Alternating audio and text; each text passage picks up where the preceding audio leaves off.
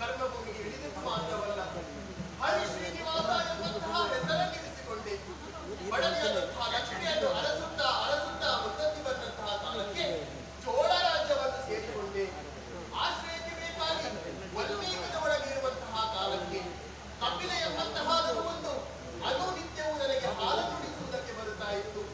ಇದನ್ನು ತಿಳಿದಂತಹ ಚೋಳ ರಾಜ ಹುತ್ತದೊಳಗೇನಿದೆ ಎಂಬಂತಹ ಉತ್ಸುಕತೆಯಿಂದ ಹುತ್ತವನ್ನು ಅಗೆಯುವುದಕ್ಕೆ ಮುಂದಾದ. ಅಷ್ಟೇ ಅಲ್ಲ, ಹುತ್ತಕ್ಕೆ ಹಾಲನ್ನೆರೆಯುತ್ತಿದ್ದಂತಹ ಗೋವಿಗೆ ಕಷ್ಟವನ್ನು ಕೊಡುವುದಕ್ಕೆ ಮುಂದಾದ. ನಿರ್ದೋಷಿಯಾದಂತಹ ಗೋವಿಗೆ ಏನೂ ಆಗಬಾರದೆಂಬಂತಹ ಉದ್ದೇಶದಿಂದ ಆ ಚೋಳರಾಜನ ಪ್ರಹಾರಕ್ಕೆ ನನ್ನದಾದಂತಹ ತಲೆಯನ್ನು ಒಡ್ಡಿದೆ. ಅವನ ಪ್ರಹಾರದಿಂದಲಾಗಿ ತಲೆಯಿಂದ ರಕ್ತವೇ ಚಿಮ್ಮಿ ಹೋಯಿತು. ತಲಪಾಲಕರೆಲ್ಲ ನಿಗೂಢರಾದರು. ಹುತ್ತದಿಂದ ಮೇಲಿದ್ದಂತಹ ನಾನು ಚೋಳರಾಜನಿಗೆ ಶಾಪವನ್ನು ಕೊಟ್ಟೆ. ಹೌದು, ಪೈಶಾಚಿಕ ಕೃತ್ಯವನ್ನು ನಡೆಸಿದಂತಹ ನೀನು ಪಿಶಾಚಿಯಾಗಿ ಹೋಗು ಎಂಬ ಹಾಗೆ. ಆ ಬಳಿಕ ನಾನು ಮಾಡಿದಂತಹ ಪಾಪಕ್ಕನುಗುಣವಾಗಿ ಪರಿಮಾರ್ಜನೆಯನ್ನು ಕೇಳಿಕೊಂಡ. ಪರಿಮಾರ್ಜನೆಯನ್ನು ಒದಗಿಸಿದವನಿದ್ದೇನೆ.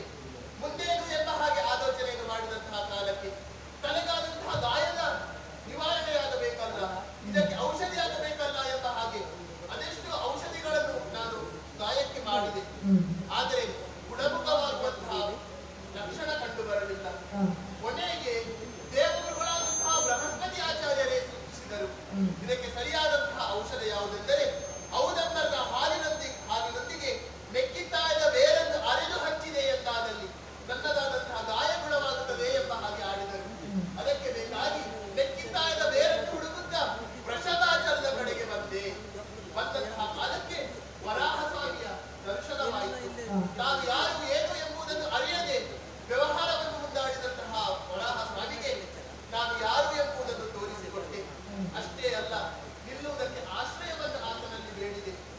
ಆತ ಸಾಲರೂಪವಾಗಿ ಏನನ್ನಾದರೂ ಕೊಡುವುದಿದ್ದರೆ ನಿನಗೆ ಆಶ್ರಯವನ್ನು ಕೊಡುತ್ತೇನೆ ಎಂಬ ಹಾಗೆ ಹೇಳಿದ.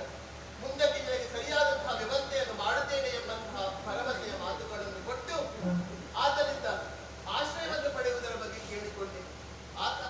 ಆ ಸಂದರ್ಭದಲ್ಲಿ ಆತನಾಡಿದಂತಹ ಮಾತು, ಈ ಹಿಂದೆ ದ್ವಾಪರಾಯುಗದಲ್ಲಿ ಯಶೋಧಾದೇವಿ ನನ್ನದಾದಂತಹ